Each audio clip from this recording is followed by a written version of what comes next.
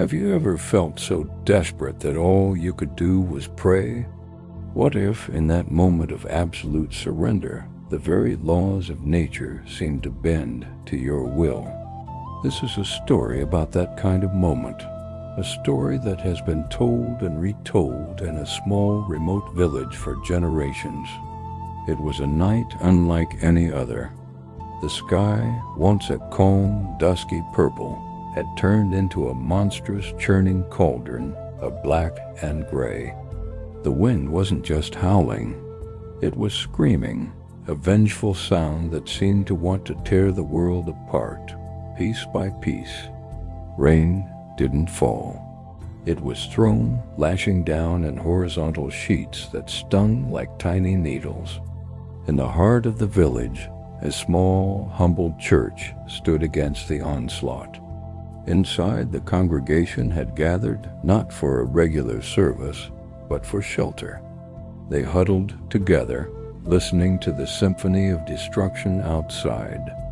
The wooden beams of the old church groaned under the pressure.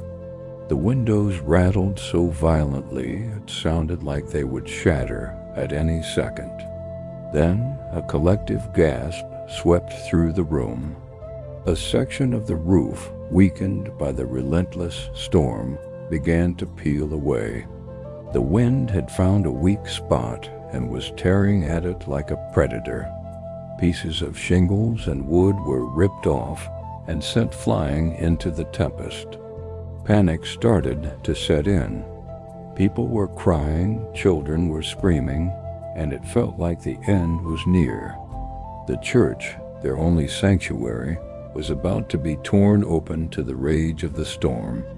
Amidst the chaos, an elderly woman named Ilara pushed her way to the front. Her face was a road map of wrinkles, each line telling a story of a long life lived. But in her eyes there was no fear. There was only a profound, unshakable faith. She fell to her knees, right below the spot where the roof was being torn apart. She didn't shout, "Dot." She didn't scream. She simply closed her eyes, clasped her hands together, and began to pray. Her voice, though soft and frail, seemed to cut through the noise of the storm. She wasn't asking for the storm to end. Her prayer was simpler, more direct. "Lord," she whispered, her voice filled with a quiet strength, "protect this house. Command the wind to be still. Just hear Dot just over us." And then it happened. It wasn't gradual, Dot, it was instantaneous. One moment, the wind was a ferocious beast trying to rip the roof off. The next, silence, a complete, deafening, and unnatural silence right above the church. The people who were there that night say it was the most surreal thing they had ever witnessed. They could still hear the storm raging with full fury just a few feet away. They could see trees at the edge of the churchyard being bent in half. They could hear the rain hammering down on the ground all around them. But directly above their church, the wind had stopped. It was as if an invisible, protective hand was cupped over the building. The loose section of the roof, which had been flapping violently, settled down as if nothing was wrong. Everyone inside, and even those who dared to peek out from neighboring homes, was frozen. They were witnesses to a miracle. They watched in stunned silence as the storm raged on for another hour, circling their small church but never touching it again.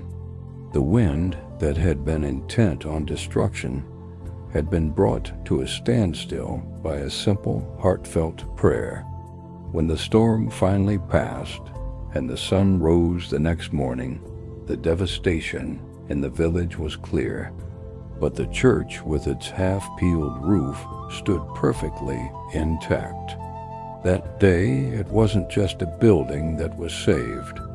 The faith of an entire village was renewed, solidified by the memory of the wind that stopped at a woman's prayer. For more life-changing stories that inspire and uplift, subscribe and join our community.